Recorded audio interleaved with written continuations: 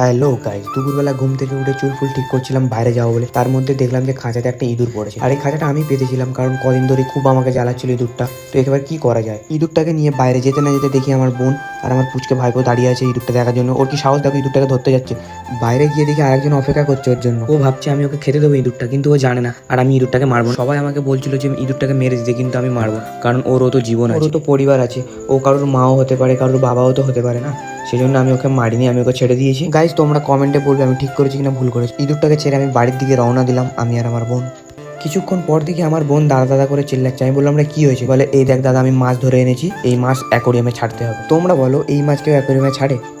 ওর কথা শুনে অ্যাকোরিয়ামে মাছ ছাড়তে এসেছি। আচ্ছা তোমরা বলো, ওই 3 চোখো ধেনে মাছ কেউ অ্যাকোরিয়ামে ছাড়ে?